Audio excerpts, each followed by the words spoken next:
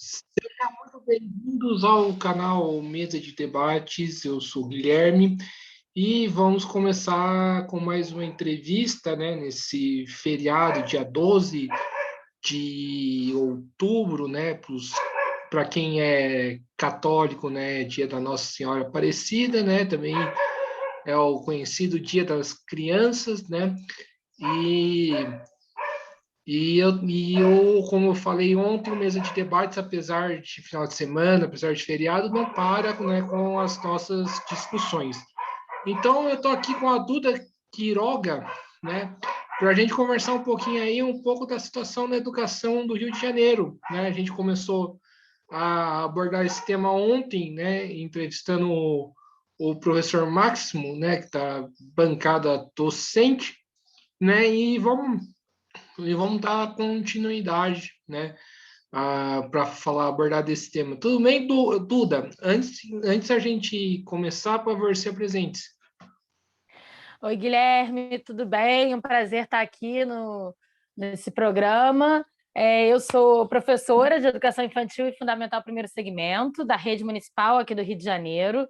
Estou na rede municipal desde 2008, né? Sou do concurso de 2008, então tem 12, 13 anos, acho 14, sei lá, 13 ou 14 anos de rede já.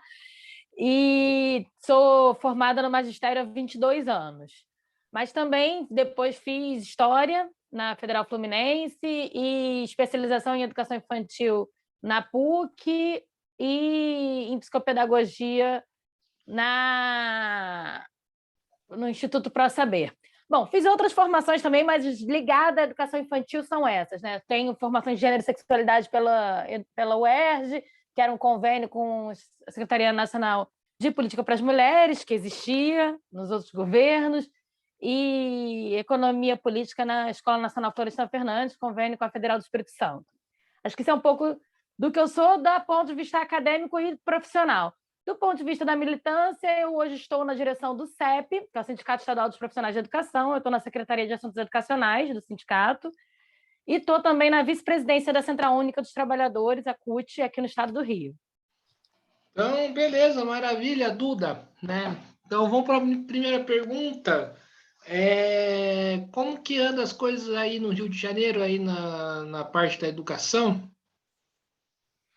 Bom, na parte da educação, nós enfrentamos na última semana um grande golpe, né? Assim, uma luta forte contra os governos, tanto estadual quanto municipal, porque a gente está, no estado em especial, a gente está 8 anos sem aumento, e, em contrapartida, em 2017, fomos o primeiro estado a fazer a mudança da alíquota previdenciária de 11% para 14%, e agora, com o pacote de maldades, a gente viu, enfim, a vida funcional do servidor ser ainda mais abalada. E no município, no mesmo dia, votou o primeiro turno da PLC 04, que também trata, embora ambos sejam oficialmente sobre pauta fiscal, né? O pacote de maldades era a questão da recuperação fiscal do Rio, regime de recuperação fiscal, e a PLC 04, que oficialmente trata de austeridade fiscal, mas todos os dois trazem uma pitada tanto de reforma administrativa, que a gente está vendo lá o debate nacional, né, na PEC 32, como de reforma da Previdência, fazer as últimas adequações que faltavam para a reforma que passou em 2019 a nível federal. Então, a gente está com esses ataques e desmontes, né, na perspectiva do funcionalismo e do servidor público, na perspectiva de ter novos concursos também, né, porque todos dois limitam as possibilidades de concursos futuros. Além de prejudicar muito a vida de futuros concursados também, como, por exemplo, não vai ter mais triênio para quem entrar no Estado. Mas, do ponto de vista da vida pedagógica, né, vamos dizer assim, a gente tem no município agora a definição de que, a partir do retorno desse feriadão, que não está sendo feriadão, né? Amanhã tem aula, quinta tem aula, mas no retorno dessa semana, que é menor, vamos dizer assim, volta oficialmente 100% das unidades escolares. Não ficou claro se, ao voltar 100%, os profissionais de educação estão liberados de fazer o remoto, porque até o presente momento, na prática, a gente fazia o remoto e o presencial, embora não estejamos com o nosso 1/3 extra classe garantido, ou seja, estavam trabalhando a mais.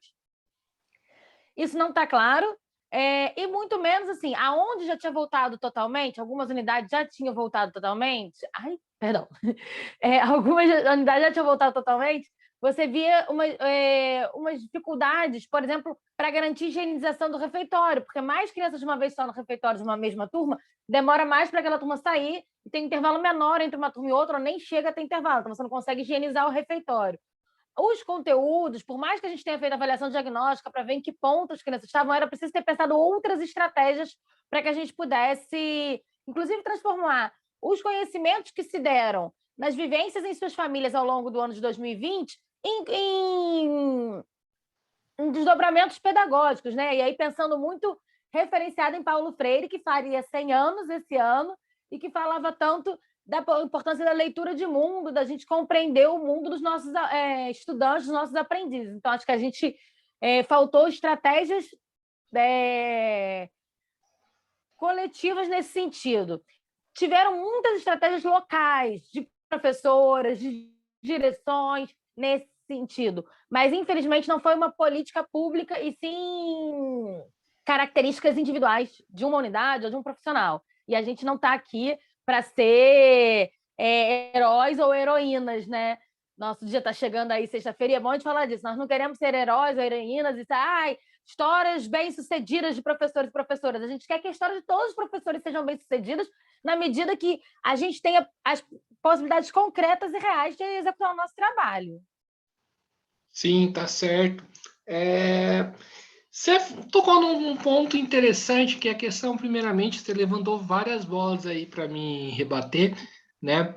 E um ponto bastante interessante, que eu queria que você explicasse por quê, é a questão do reajuste, né, salarial. Você cita aí que vocês não têm reajuste faz um bom tempo já. Eu fui professor do estado de São Paulo, né, o Duda, e né, a situação aqui é um pouco diferente, não é muito diferente da situação aí. Eu queria que você explicasse por que isso acontece, na sua opinião. Olha, é porque educação não é uma prioridade desses governos, né? E é bom a gente lembrar que, em tese, a gente tem, na verdade, o serviço público como um todo, né? Porque não é só a educação que não teve reajuste, como todos os servidores do Estado, todos os servidores do município. Todos os servidores do município só tiveram reajuste uma vez ao longo dos 4 anos de Crivella, e estamos recebendo o 13º, assim, né? Pingadinho, do ano passado ainda. Estou falando do 13º referente ao ano de 2020. Mas eu acho que tem a ver um pouco com uma desvalorização do servidor público, com uma disputa que está muito clara agora, ou está muito evidente, né? Agora com a PEC 32, que é aqueles que não é que acham que a gente é vagabundo, não. Isso aí é o discurso que eles fazem para convencer os seguidores deles. Eles acham que a gente atrapalha aqueles que querem ter um Estado voltado para o grande capital internacional, ou que querem ter servidores que sejam cães de guarda fiéis do governante de ocasião.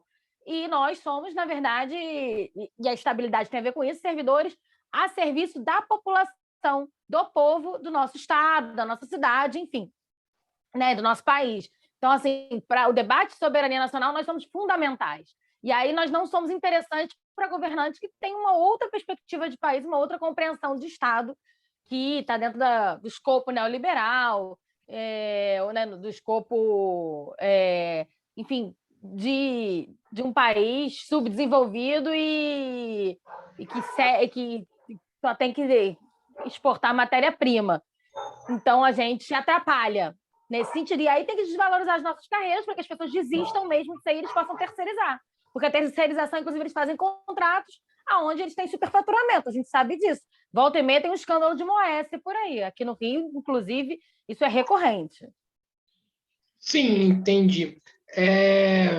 Você também cita aqui também a questão da reabertura das escolas, que inclusive é um dos temas que eu gostaria de tratar, né? Já que você levantou essa bola aí para mim, aí eu faço a seguinte pergunta, né? primeiramente, como que foi o processo de retornar às escolas em pleno uma pandemia, né? Qual que foi a consequência disso aí no Rio de Janeiro? Como que a categoria sofreu, se comportou? E também te pergunto também, né? Quem está, na sua opinião, quem está por trás, né, desse retorno inseguro? Olha, eu acho que a primeira coisa que está por trás desse retorno seguro é a política do governo federal, que nesse sentido é uma apolítica, é uma política de atender ao mercado e não compreender a função social da escola, a função social da educação, que é um direito dos estudantes, e que a escola é um lugar do binômio educar e cuidar. E, portanto, como você educa e cuida se você não garante as condições objetivas para esse retorno? Ano passado, a gente chegou a ter um grupo de trabalho com a prefeitura da época, aqui no Rio, e eu fiz parte representando o sindicato, para discutir as condições para o retorno. Quando seria possível, com que taxas e tudo mais. E a gente sabia e se falava disso, mas a prefeitura fazia corpo mole nesse sentido, que, na verdade, seriam necessárias algumas obras para que as escolas voltassem. Bom, na prática, hoje, a gente visitando escolas da rede estadual e da rede municipal, e eu tenho visitado para ver como é que está a situação de trabalho dos colegas, né? Não só das minhas unidades, mas das unidades dos colegas, mas também por conta da convocação para os dias de paralisação e de atos que a gente teve que fazer na última terça, quando foram votados esses 2 pacotes de maldades que eu falei aqui. E aí você repara que algumas unidades do Estado, ou mais unidades do Estado do que do município, fizeram alguma obra, ou estão fazendo ainda, inclusive estão retornando mais gradualmente presencial, porque estão fazendo alguma obra de adequação física para poder suprir esse momento. E que no município fizeram naquelas escolas vitrine, como a Senador Vergueiro, porque numa área central da cidade, numa área nobre. Mas se você for a Realengo, se você for a Pavuna, se você for, enfim, às vezes até em escola da Zona Sul, mas que não estão no asfalto, você não encontra essa obra tendo sido feita, nem essa estrutura garantida. E aí, que tipo de estrutura eu estou falando? Para, por exemplo, circulação de ar. A gente sabe que na greve de 2013, naquele período, a gente fez uma luta grande para que as escolas fossem climatizadas por conta da temperatura no Rio ser muito elevada. E as escolas, boa parte delas foram climatizadas. Só que a gente tinha escolas de arquitetura de várias épocas diferentes, e algumas delas inviabilizavam a climatização direta, como, por exemplo, onde era o modelo Cobogó, ou onde era basculhante, ou nos CIEPs. E aí, qual foi a solução para esses lugares para que se climatizasse na época? Foi fechar totalmente as janelas. Então, qual é a solução na contrapartida agora para que se tenha circulação de ar e diminua o risco? Foi, por exemplo, quebrar basculhante. Tiram sei lá, como é que chama esse negócio? Um virador do basculhante, 2, pronto, quebra ali 2 coisas, e aí você... ou então, aonde você abre um buraco e a janela e a porta são suficientes. Por aí vai. Você não teve uma obra para uma reestruturação de fato. Em alguns lugares, simplesmente está funcionando e está ligando o ar e mantendo a porta aberta, como se isso fosse suficiente para garantir alguma coisa.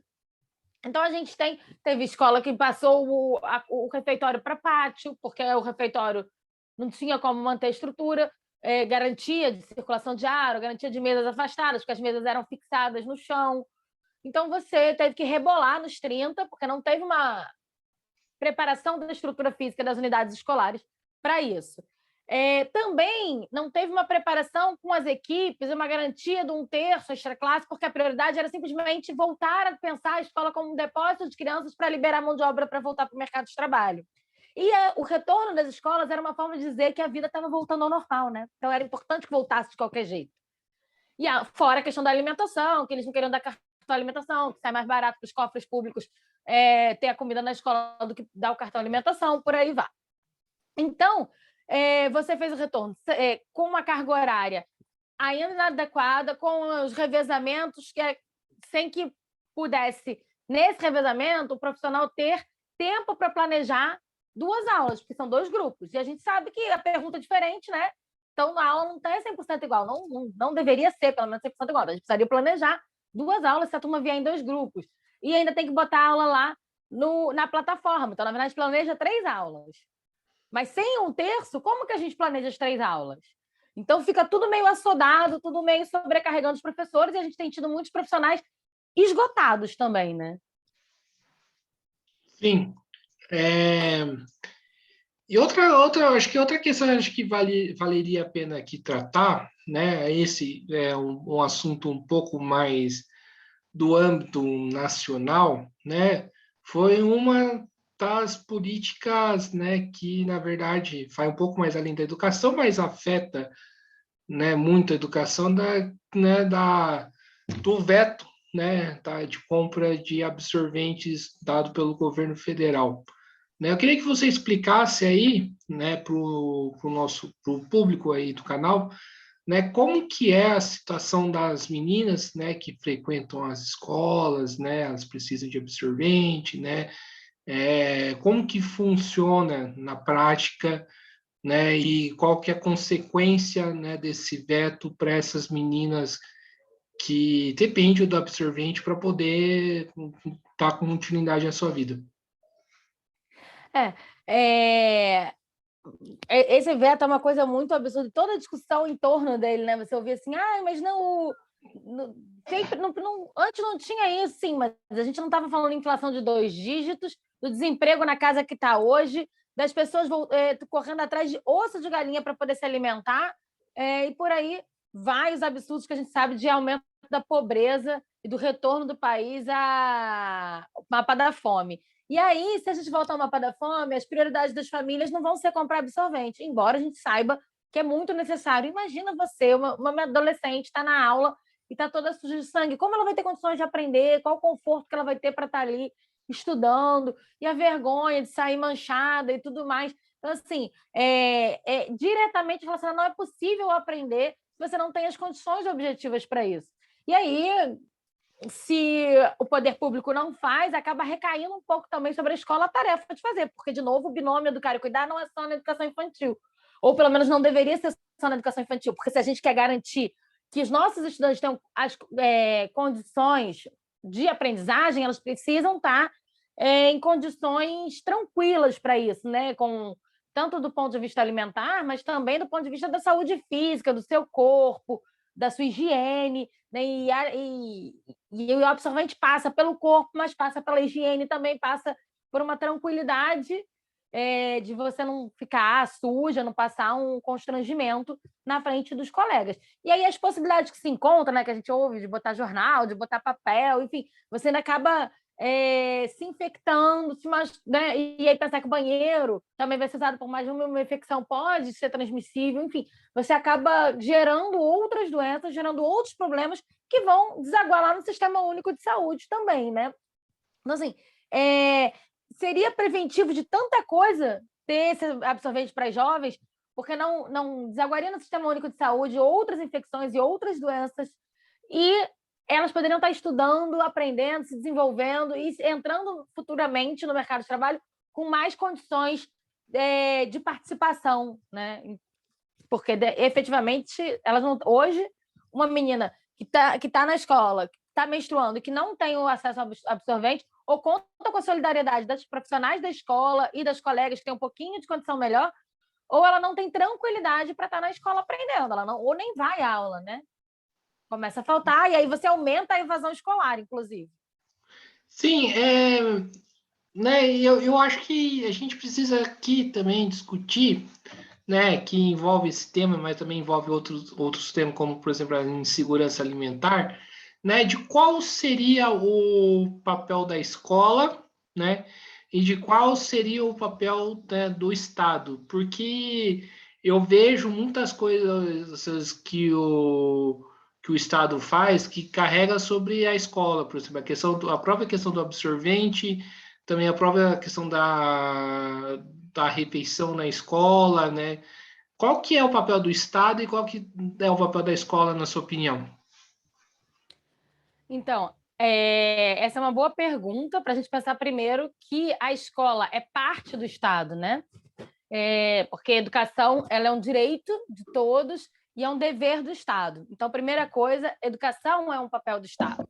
É um dever o Estado garantir educação para os seus cidadãos e para as suas cidadãs. E aí, o que é a função da escola? A função da escola é educar. Como é que a gente educa? Para educar, é preciso que a pessoa esteja, como eu falei, com condições mentais, físicas de aprendizagem. Ninguém que tiver, por exemplo, uma coisa que é óbvia, ninguém que estiver ardendo em febre, naquele momento tem condições de se concentrar numa aula e aprender. Isso a gente, né? Ninguém duvida disso.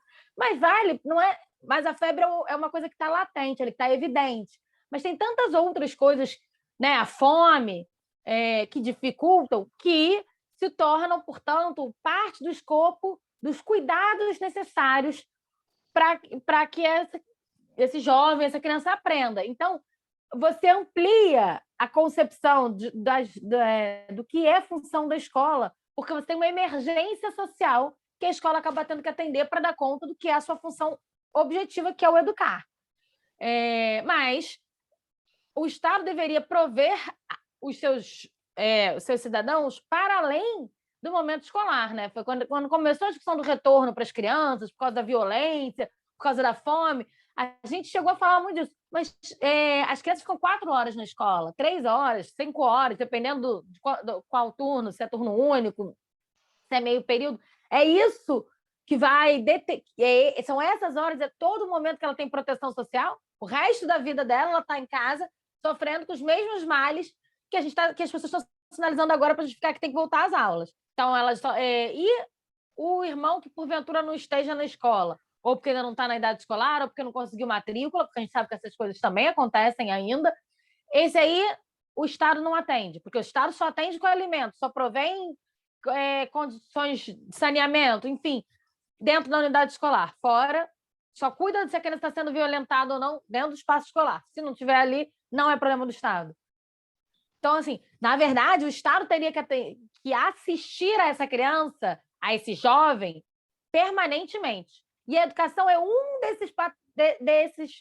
dessas formas da assistência. E aí, dentro da escola, a alimentação não é o fundamental, mas é uma emergência social para que você consiga dar conta do que é a função da escola, que é o educar, né? Que é o processo ensino-aprendizagem. Certo.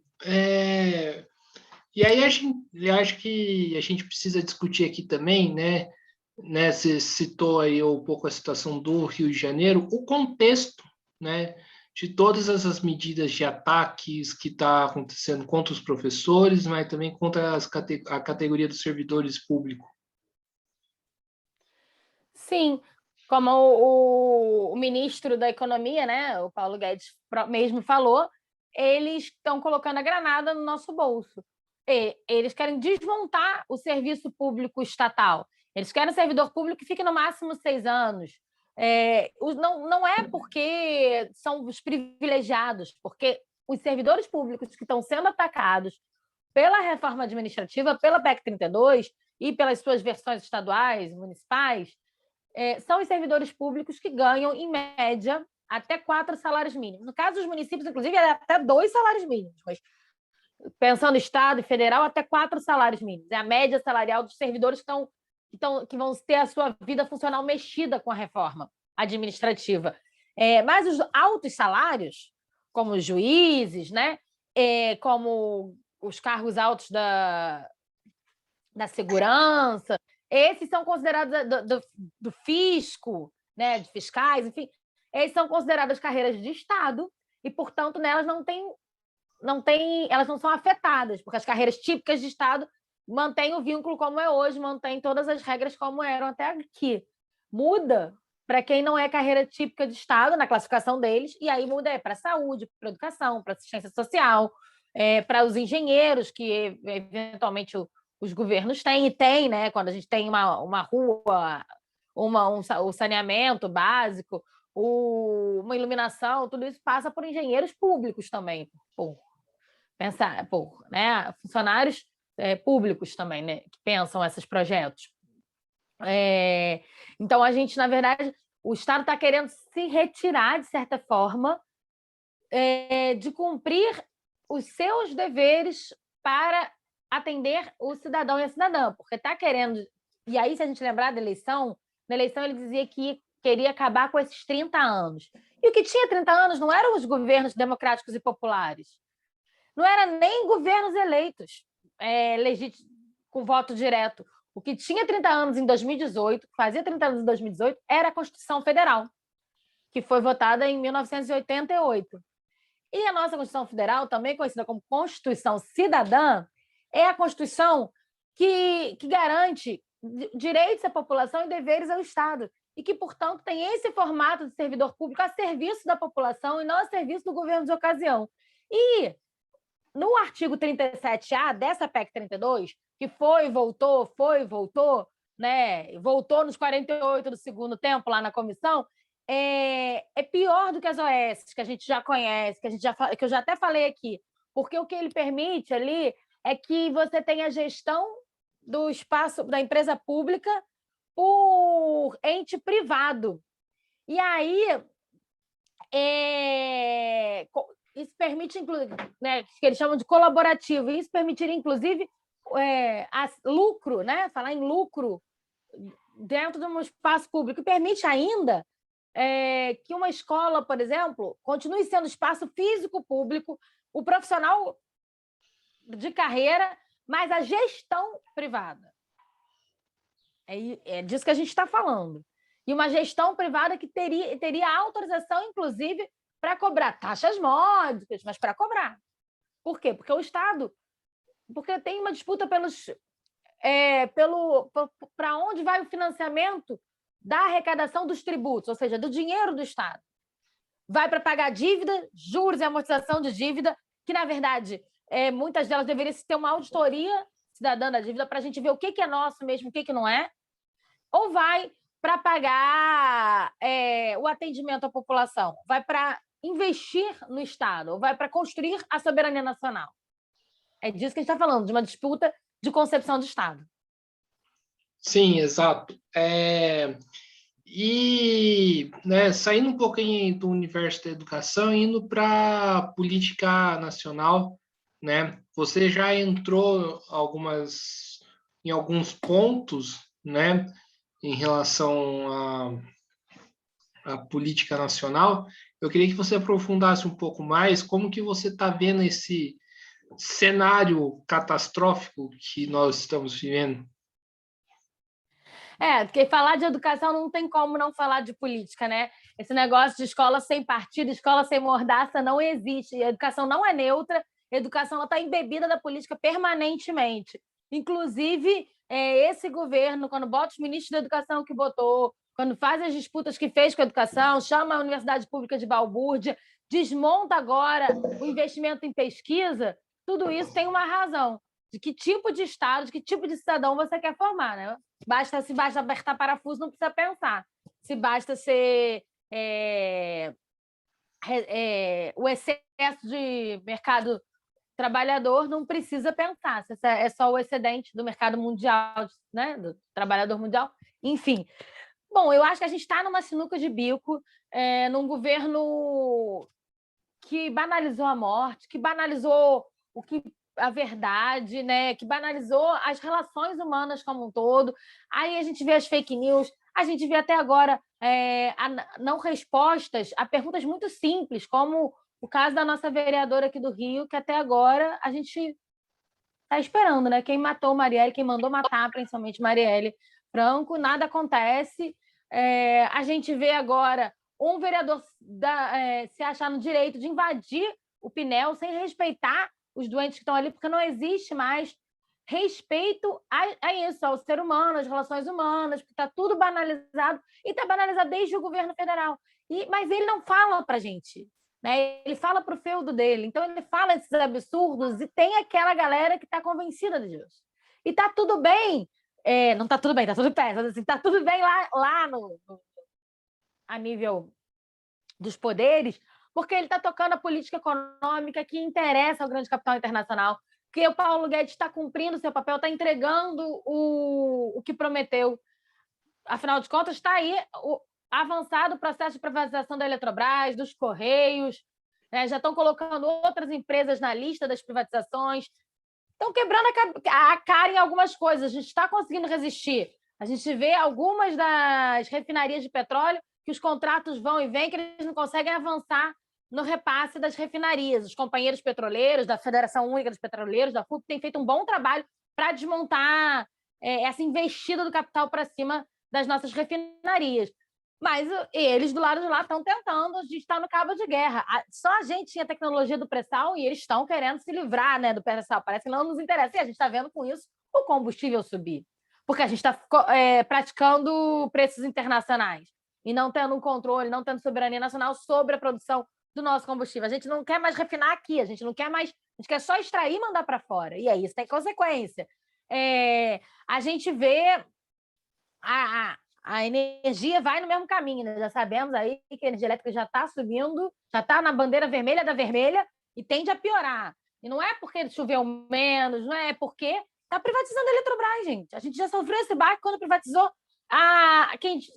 quem chegava na ponta com a gente, no caso do Rio de Janeiro, a Light. E privatizando quem produz energia no país, aí a coisa fica sem controle. Aqui no Rio, a gente viu a privatização da SEDAI. Vamos ver o aumento da água e saneamento também, acontecendo gradualmente conforme vai entrando em vigor esse processo da privatização que se deu.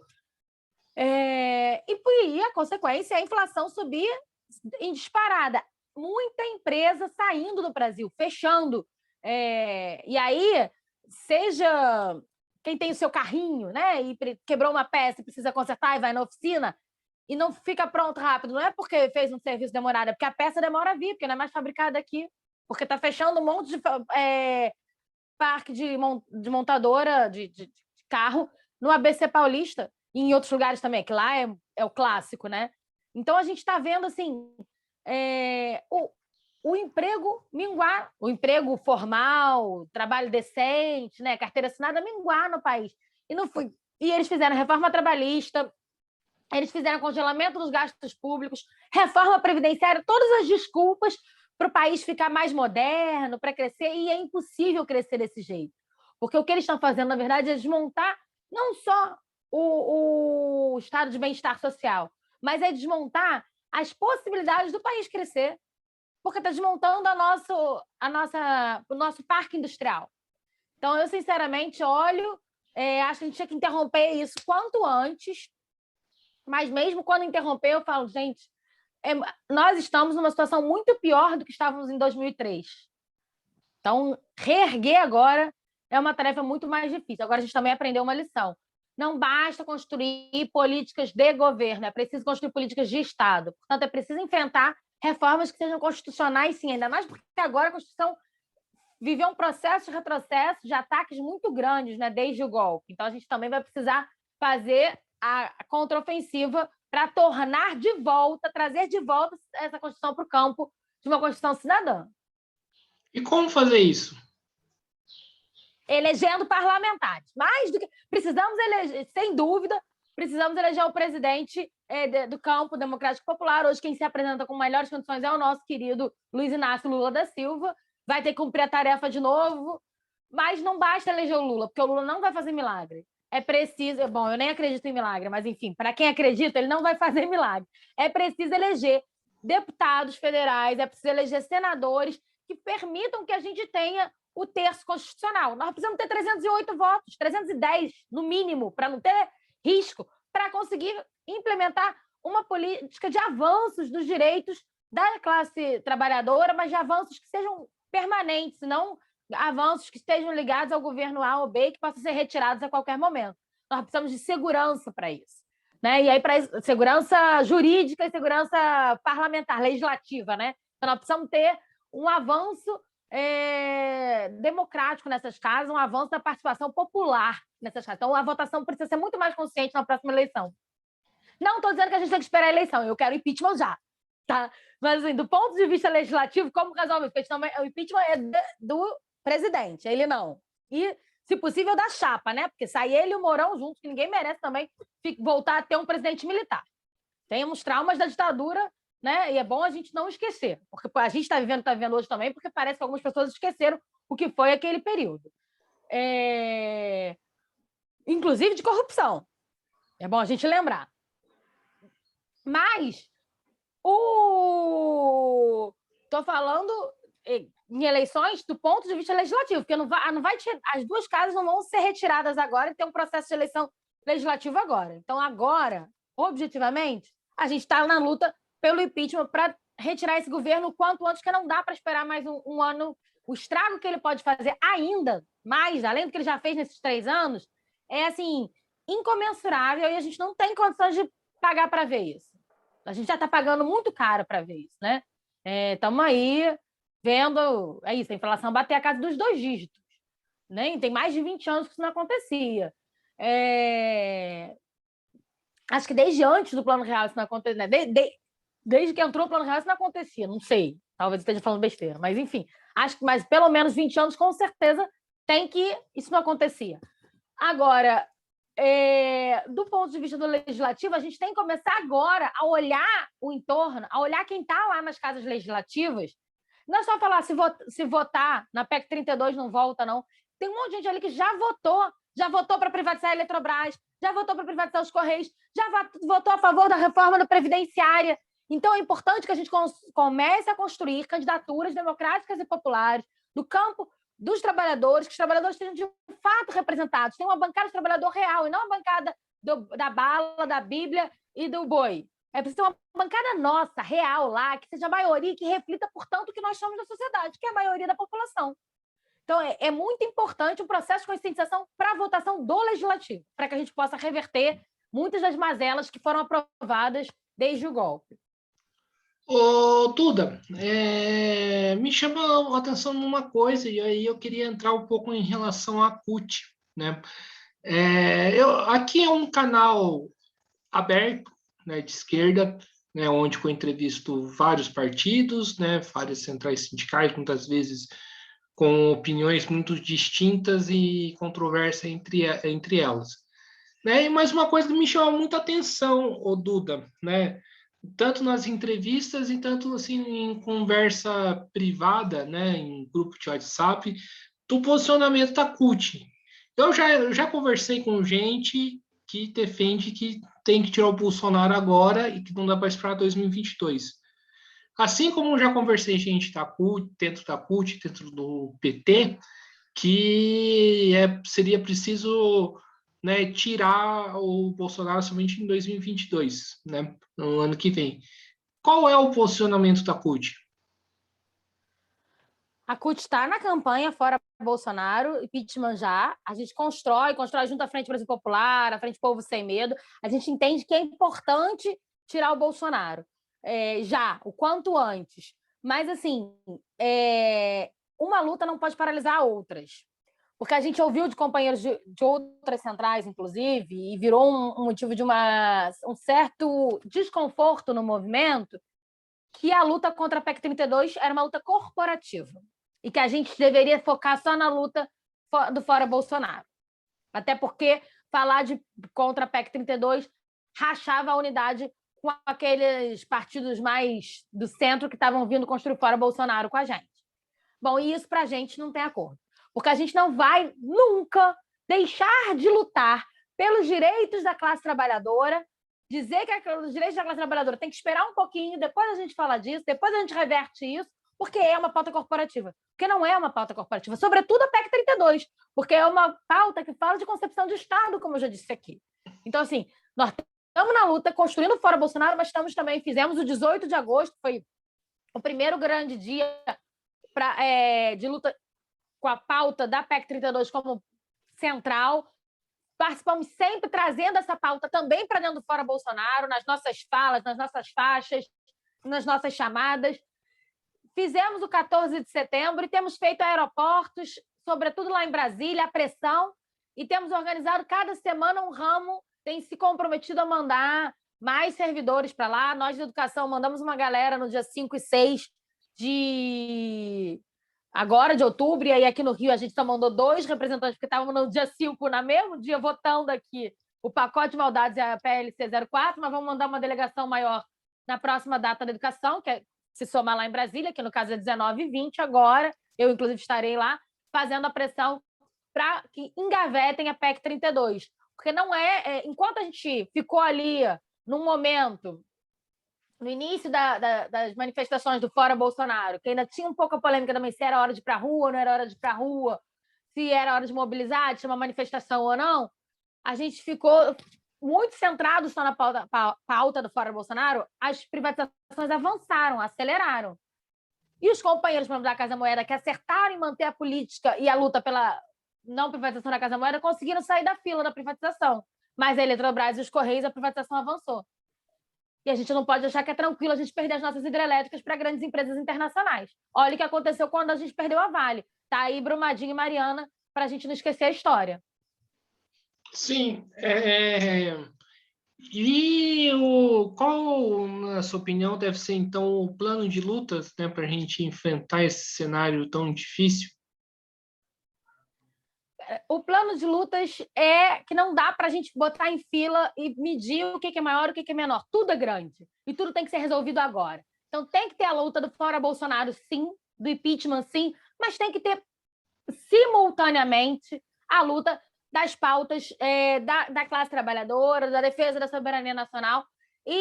Então, vai ter coisas que a gente vai ter uma frente mais ampla e vão ter coisas que vão ter só nós, trabalhadores, trabalhadoras e movimento estudantil. Mas é importante que aí, nesse lugar, nesse condomínio que seria os trabalhadores e o movimento estudantil, não tenha rachas internas, mas que a gente possa construir, de fato, uma unidade, uma frente de esquerda, não tão ampla quanto a frente que está lá no Fora Bolsonaro, mas uma frente de esquerda que é, sim, contra essa retirada de direitos, esse desmonte do nosso Estado.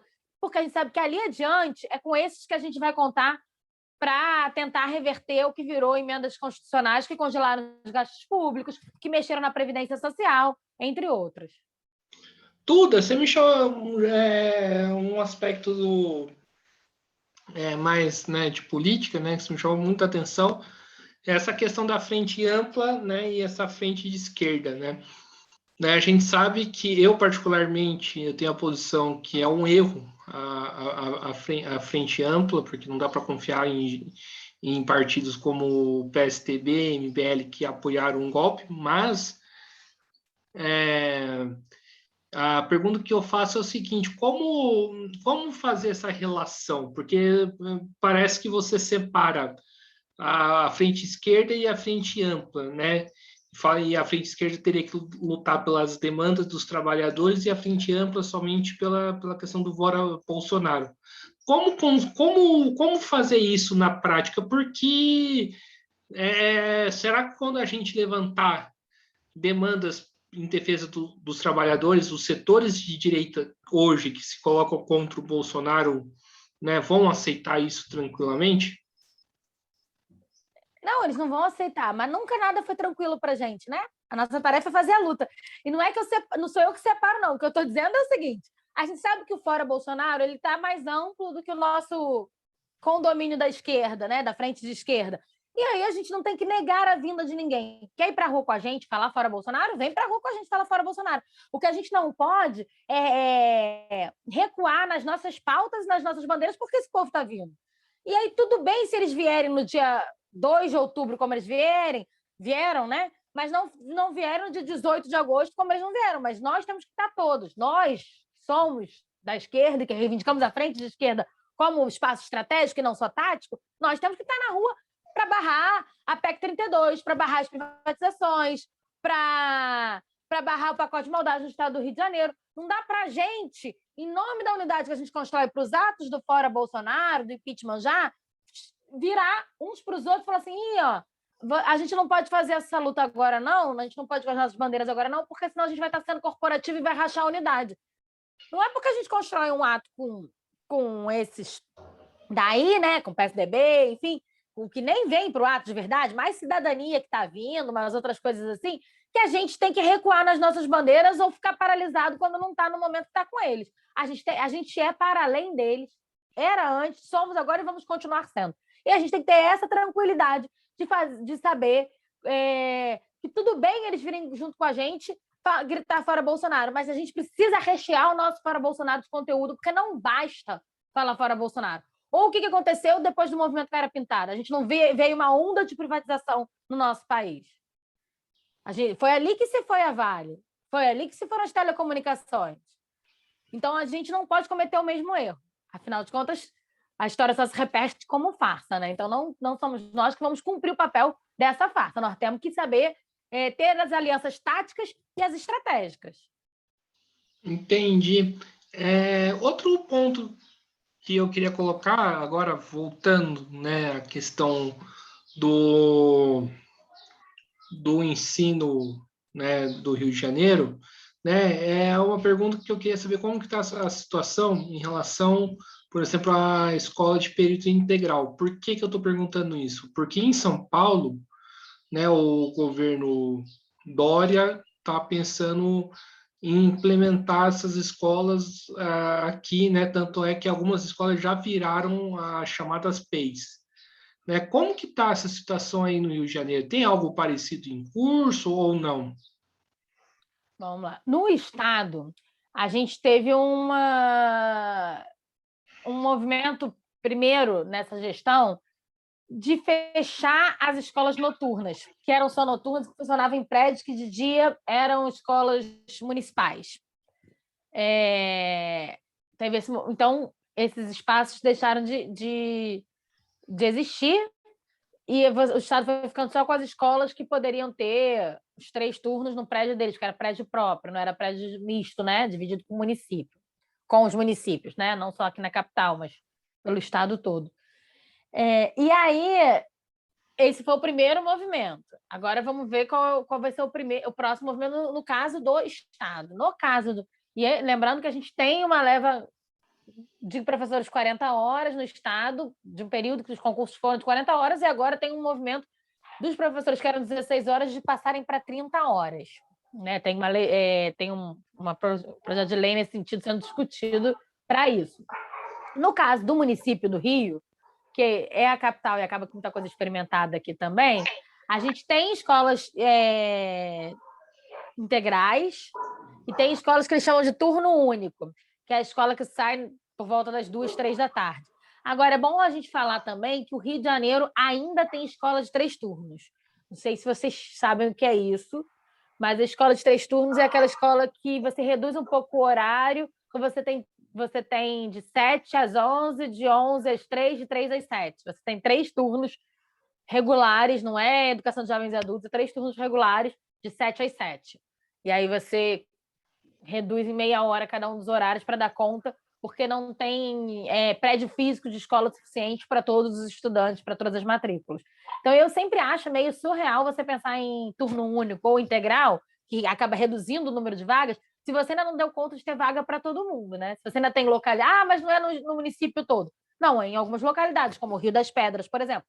Mas em algumas localidades você ainda tem escola de 3 turnos. Então, eu acho que você primeiro deveria resolver aonde ainda tem escolas de 3 turnos, para depois efetivamente avançar para escolas integrais e de turno único, porque isso implica em construção de outras escolas para que não tenha uma redução de vagas e que você deixe gente sem o acesso à educação, né? E em relação à questão da reforma do ensino médio, está sendo algo proposto parecido como está sendo proposto em São Paulo?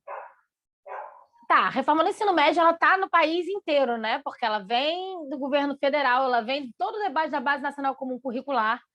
E aí é bom a gente falar um pouco da base, porque a base foi um processo que começou a ser discutido antes do golpe e que tinha uma funcionalidade que foi totalmente descaracterizado desde o golpe, virou outra coisa. Então, a base virou uma arma negativa que poderia ter sido algo positivo quando foi pensado lá atrás. Mas, enfim, foi totalmente descaracterizado. Ao invés de virar o currículo mínimo, virou currículo máximo. Ao invés de garantir que você tivesse um mínimo comum para que as pessoas pudessem, eventualmente, se tivesse processos migratórios, não ficarem defasadas, você passou a poder vender produtos para as unidades a partir da lógica da Base Nacional Comum Curricular, então foi um grande comércio, né? Esse material está dentro da Base Nacional Comum Curricular, e aí você não respeita mais também as regionalidades, as especificidades de cada lugar. E quando você vem para o ensino médio, então, que é a reforma do ensino médio, que está dentro do escopo da Base Nacional Comum Curricular, você está, de novo, separando aqueles que vão ter o acesso a uma educação plena, que vão, de fato, poder fazer as suas escolhas de trajetórias, né, formativas. Acho que não é trajetórias formativas, não, é algo parecido, mas é nesse sentido. Eu sempre troco esse nome. Enfim, vão poder fazer as suas trajetórias formativas e você tem o aluno da escola pública que não vai ter essa vasta opção de trajetórias formativas, né? Que vai fazer a trajetória formativa que for oferecida naquela unidade escolar, naquela cidade. E você vai, com isso, fazer menos concurso, contratar menos professores, disponibilizar menos possibilidades de acesso a um aprendizado mais amplo, a uma formação mais ampla. É um exemplo de algo que já aconteceu no Brasil, na época que você tinha o clássico, o científico e o normal, mas piorado, né? Aquilo já não era bom, tanto que você teve uma reforma depois daquilo, que trouxe o ensino médio regular, todo mundo tendo todas as disciplinas, fazendo a escolha só depois quando ia para a universidade, para que você pudesse ter uma base de fato maior na sua formação, ter uma formação mais ampla. E aí você volta com esse modelo, mas piorando ainda mais esse modelo, porque você, inclusive, trabalha com essa lógica das amplas áreas de conhecimento e reduz cada vez mais as disciplinas como história, como geografia, como sociologia, que, na verdade, são disciplinas importantes no processo de reflexão, de construção de uma consciência dos cidadãos e das cidadãs. A gente aqui tem lutado muito para que não avance a reforma enquanto a gente está nesse processo da pandemia e não tem, de fato, a possibilidade de um debate democrático nas escolas, que se dá nos conselhos de classe, na sala de professores, e que esses espaços não estão existindo, né, gente? O Estado está voltando gradualmente agora o presencial, mas ainda tem muitas unidades, ainda tem muitos municípios que a vacinação não está tão avançada quanto aqui na capital, que ainda está bem remoto. Mesmo aqui na capital, que a vacinação já está bem avançada, você visita escolas do Estado, você vê uma circulação bem diminuta, tanto de estudantes quanto de professores, porque você ainda está fazendo escalas, você ainda está reduzindo o presencial. Como que você acha que vai ter? E você está reduzindo os intervalos também, até para não ter aquele momento do recreio que você tem menos controle das interações, né? Porque a escola também é um espaço de interação, mas você tem que reduzir as interações para evitar os contatos sem máscara e tudo mais que possam propagar esse vírus tão letal. E aí, como você acha que, se não tem esses momentos garantidos na rotina, os profissionais de educação podem estar debatendo essa reforma do ensino médio e tentar arrancar daí algo menos pior? Então, a gente está, pelo menos, aqui num processo de resistência para que a reforma do ensino médio não seja levada adiante neste momento. Que a gente consiga ganhar um fôlego nesse debate para que ela seja, pelo menos, mais debatida no conjunto da comunidade escolar, sobretudo entre os docentes. Outra coisa que chama atenção em relação a isso, Duda, é sobre a questão, né, da falsa sensação de liberdade de escolha, né? Uma coisa que me chama muita atenção nessa questão da reforma do ensino médio, né? Porque, né, hoje, né, eu fui professor também aqui em São Paulo, que eu percebo, né, que muitas das vezes, ou a grande maioria das vezes, a escola é um ambiente bastante hostil, né, ao estudante, né? O estudante, né, não por culpa dele, mas por culpa, né, da condição onde que ele está inserido, não vê, né, um sentido para a escola, tipo, o que eu estou fazendo aqui, né? E essa reforma do ensino médio, eu andei pensando várias vezes que dá falsa sensação de escolha, que agora eu vou poder escolher e tá tudo bem. Eu queria que você desmentisse isso e também queria que você, assim, que você falasse um pouco assim como mudar essa estrutura tão hostil da escola com o aluno. Eu acho que a primeira coisa sobre a falsa sensação de escolha é que foi um pouco do que eu tinha falado, que você vai escolher dentro do que for ofertado. Você não vai ter lá todas as ofertas de caminhos formativos, né? Você vai ter, naquela escola, vai ter um caminho formativo possível. Então, se você mora naquela localidade, se você estuda ali, é aquele caminho formativo que você vai seguir necessariamente, porque é o que vai estar oferecido ali. Então, a liberdade não é tão sua, ela é mais do Estado de te ofertar vários caminhos formativos diferentes, então, de induzir para qual você vai. Na verdade, a liberdade de escolha estaria se você tivesse ensino médio regular, como a gente tinha até aqui, e depois você fazia a sua escolha na hora de fazer o vestibular, né? E aí você escolhia a carreira que você quer. Acho que sobre a liberdade de escolha é isso, né? O momento da escolha eu digo, quantas pessoas começam uma faculdade e trocam? Porque a gente, às vezes, até com 18 anos, né, não está tão pronto ainda para fazer essa decisão do caminho de profissional que a gente quer. Imagina aos 14, 15. Então, assim, esse argumento, na verdade, ele te tira subsídios e de poder fazer a escolha de fato no momento adequado. Sim. Eu esqueci a outra parte da pergunta, perdão. Do ambiente hostil da escola, como que a gente... Sim. Eu acho que o ambiente hostil da escola tem a ver com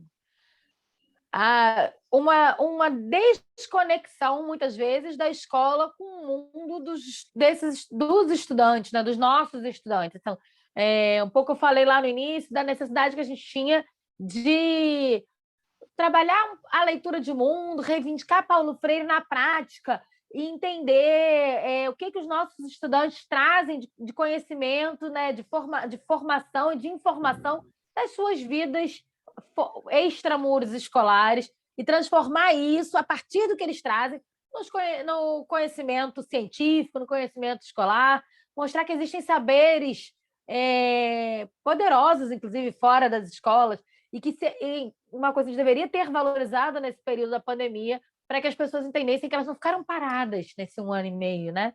Ao contrário, elas estavam produzindo conhecimento de outra forma. E que a nossa tarefa era um pouco tentar entender o que foi produzido ali e ressignificar o que foi produzido a partir dos ferramentais que a gente tem da pedagogia, da escola, dos processos de ensino-aprendizagem formais, né? E acho que quando a gente traz uma rigidez para a escola, para os conteúdos formativos, a gente afasta a escola da realidade dos nossos estudantes e do sentido na vida deles e delas, e nosso mesmo até, né? Vai alienando o que a gente está fazendo ali de uma prática consciente. Certo, e agora vamos ir caminhando, né, para a nossa parte final aí do nosso papo, né, Duda?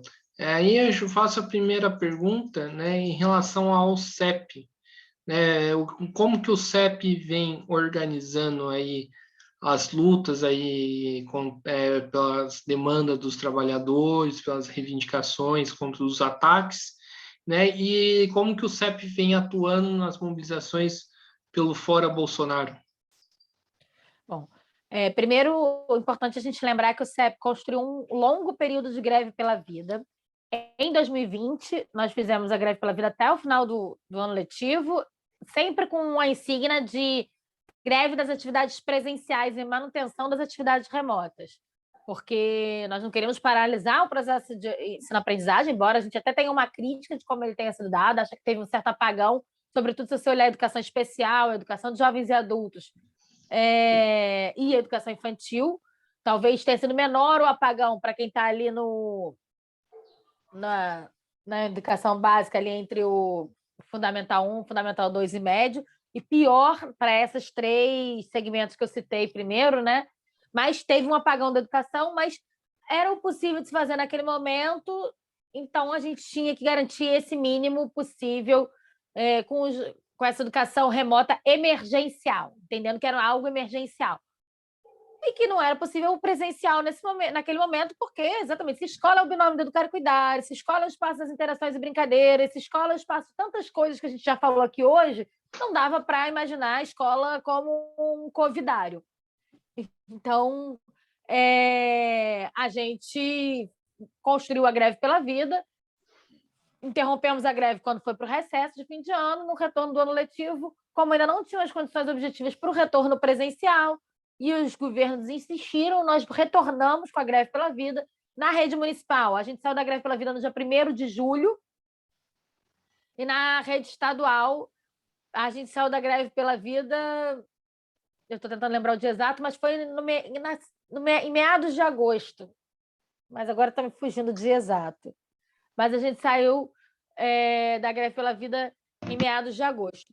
E por que essas datas diferentes? Porque o Estado pega vários municípios e aqui na capital a vacinação estava até mais adiantada. A gente, inclusive, conseguiu ter um mutirão de vacinação dos profissionais de educação, que foi no dia 9 de junho. Então, isso foi um avanço conquistado da nossa greve. Então, a gente entendeu que já cabia o retorno, começar o retorno lento, gradual, né, com o revezamento, sem ser todo mundo ao mesmo tempo, das escolas. Nós entendemos ainda que era necessário estar fiscalizando esse retorno, por isso que a gente tem feito bastante visitas às escolas, continuamos fazendo bastante denúncia onde não tem condições estruturais, onde está tendo superlotação, onde está tendo muito caso de Covid, volta e meia tem unidades que tem que interromper as aulas, porque tem muitos casos de Covid, a gente tem tentado acompanhar isso também. E a gente tem feito assembleias virtuais desde junho do ano passado. Não, agosto começaram as assembleias. A gente fez um conselho deliberativo em junho, e em 31 de julho foi a primeira assembleia. E aí a gente fez assembleias virtuais a partir de então, alguns conselhos deliberativos, algumas assembleias. Assembleia, todo mundo que está na categoria participa. Né? Basta ser da rede da qual é a Assembleia, estadual, municipal, do Rio, enfim. E as assembleias estatutárias, que são as que definem período eleitoral, ou que definem orçamento, enfim, essas coisas aí, essas são para os sindicalizados.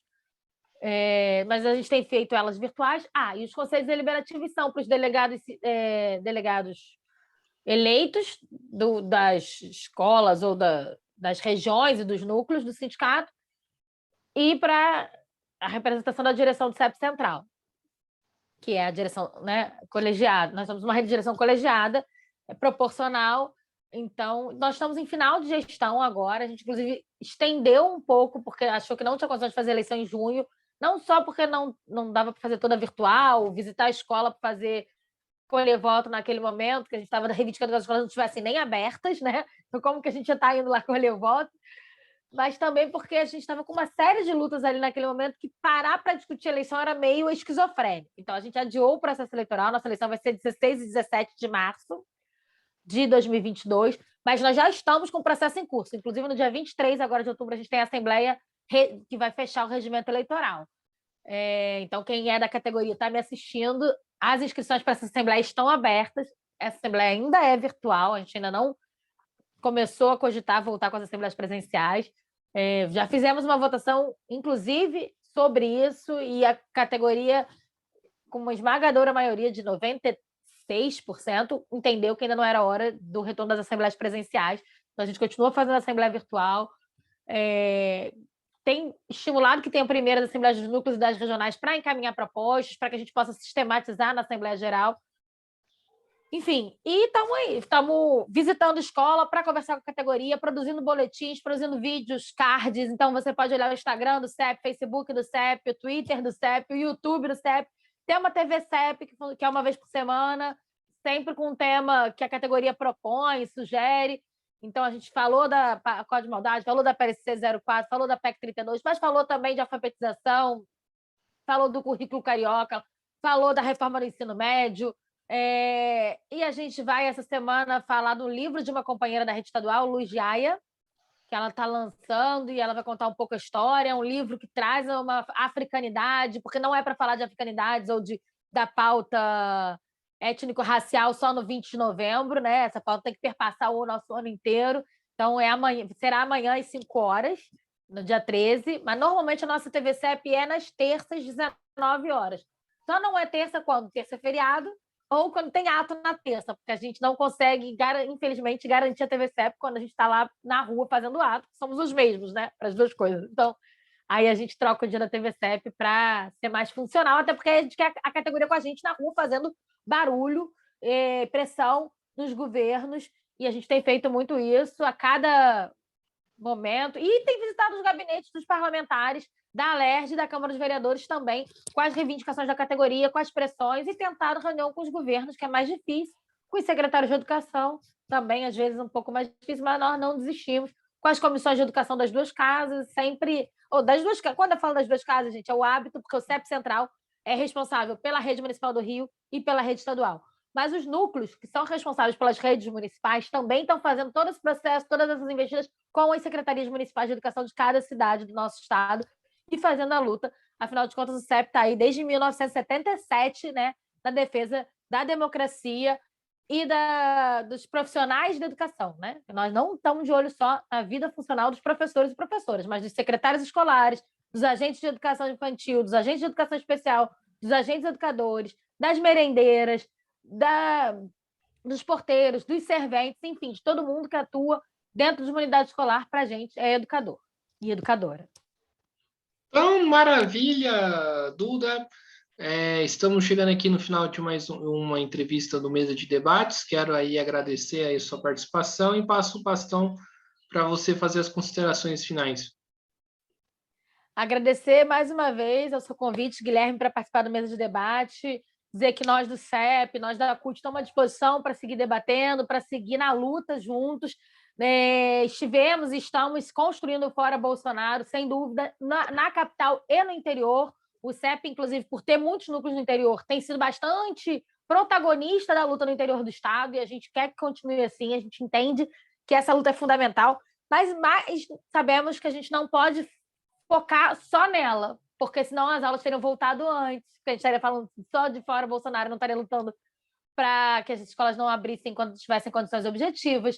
Então, a gente fez a greve pela vida simultaneamente, e aí a gente vai lidando com as contradições e com as necessidades de cada momento, mas sabendo da importância da luta pela democracia, pelos direitos, pelo Fora Bolsonaro, mas também por soberania nacional, contra a reforma administrativa, e seguimos juntos e juntas do conjunto da classe trabalhadora para mudar o Brasil, voltar a avançar, sair do mapa da fome e voltar a pensar a escola como um espaço de construção de um debate amplo e qualificado, e não uma escola da mordaça, e não uma escola de silenciamento, que é uma grande violência contra todos e todas que ali estão, né? Isso a gente nunca vai concordar, a gente sempre vai estar lutando pela escola viva, aquela em que a gente transforma a nossa esperança em ação, e não do verbo esperar, mas sim do verbo esperançar, que aí eu termino, claro, reivindicando Paulo Freire, nosso mestre, que fez 100 anos agora em setembro. Boa tarde, muito obrigada pelo espaço. Então, acho que é isso aí, né? Mais uma vez agradecendo a Duda, agradecendo a você que estiver nos assistindo, para aqueles que estão nos assistindo, vão lá no canal podcast Mesa de Debates de Tudo Um Pouco, se inscrevam no canal, né? Comentem na entrevista da Duda, né? Curta esse vídeo no YouTube para poder ajudar na projeção aí para o YouTube entender que o vídeo é importante e aumentar o seu alcance, né? Além de curtir nossa página do Facebook, podcast Mesa de Debates de Tudo Um Pouco, siga a gente no Instagram, né? E conforme eu falei na outra entrevista, agora o canal tem um blog, né? Da qual eu, né? E junto com o meu parceiro André Bom Tempo, a gente escreve as nossas posições sobre a realidade, sobre o mundo, né? Aqui no canal, as entrevistas são focadas mais nas posições do entrevistado, né? E aqui o blog é focado nas nossas posições em si. E o endereço do blog é debates e reflexão sobre o mundo.blogspot.com. Então vão lá, acessam, tem os textos para ler, né? Vão lá no canal, acessam, tem as entrevistas para assistir. Então tem bastante conteúdo aí produzido pela gente. Então, muito obrigado a todos, né? Tenham um bom restante de feriado para aqueles que estão assistindo a gente no dia 12. E até a próxima, pessoal. Fiquem atentos à nossa programação e fui!